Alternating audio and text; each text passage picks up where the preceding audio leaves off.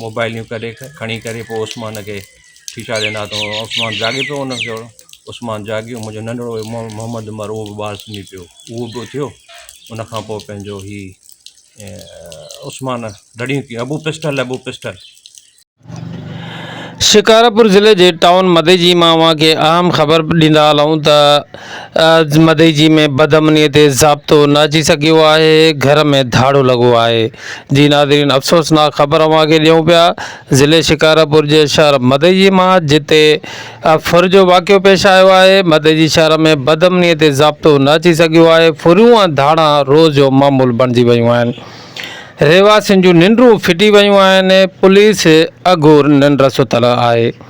अव्हांखे तफ़सीलात ॾींदा हलूं त शहर जे शेख महल जो रहवासी हनीफ भुट्टो के घर में रात नामालूम हथियारबंदनि जो लखें रुपयनि जो धाड़ो आयो आहे। घर भातियुनि जूं दाऊं आहिनि। अव्हांखे ख़बर पिया ॾियूं त मदेजी शहर के शेख महल के रहवासी हनीफ भुट्टो के घर में रात नामालूम हथियारबंद घर में गिरी लखें रुपयनि जो धाड़ो और मोबाइल फोनूं फुर करे फरार थी विया आहिनि। घर धणनि जो चवणु आहे त सुतल हुआसीं त 4 नामालूम हथियारबंद घर में पुट उस्मान भुट्टो ऐं ॿियनि खे यरगमाल बणाए आईफोन मोबाइलनि समेत लखें रुपयनि जे मालियत जूं 5 मोबाइल फोनूं ऐं ॿियो सामान फुर करे फरार थी विया आहिनि। वारसनि एहतजाज कंदे चयो त हथियारबंदनि चादर चौदीवारी जो तक़दस पामाल कंदे घर में दाख़िल थी धाड़ो आयो आहे। पुलिस के इतला ते पुलिस पहुची तफ़सीलत वरिता आहिनि, पर हिन वक़्त ताईं को बि तदारुक न थी सघियो आहे।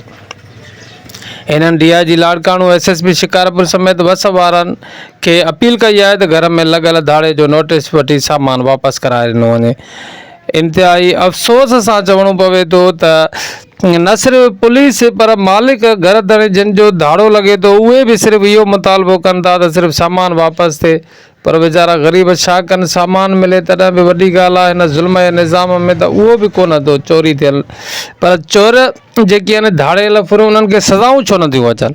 पुलिस भी सिर्फ़ ॾोह वापस कराए, कुछ लह मिटी करे, कुछ ॿियनि माण्हुनि जो सामान मालिकनि खे ॾेई, मालिकनि खे जेको आहे चिप कराए ऐं फ़ोटू कढाए, फ़ोटो सेशन करे गुल पाए वेही था रहनि।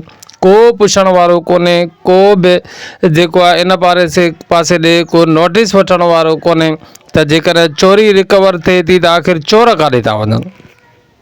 तक़रीबन 3 बजे आया आहिनि असां वटि। असां मोहम्मद उस्मान सुम्ही पियो ॿाहिरि वेरांडे में, ॿिया असां अंदरि सुम्ही पिया हुआसीं। सो उस्मान बि उन वक़्तु जागी सुम्हंदो आहे।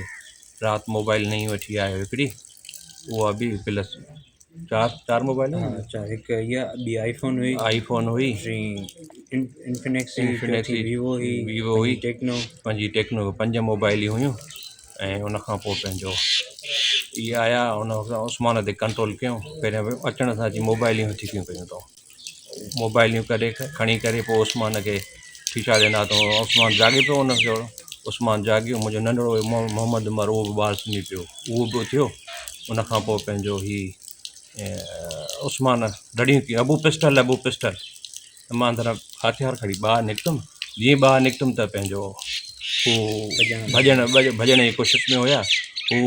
उनखे ॻाल्हि सम्झ में न पई अचे त असां आया काॾे आहियूं ऐं वञूं काॾे था। पोइ भॻा हिन दर ॾे, दर पर इंटरलॉक थियल आहे, इहो दर खुलंदा ई न आहिनि, भले कैंची हुजे, रंबो हुजे, छा बि हुजे।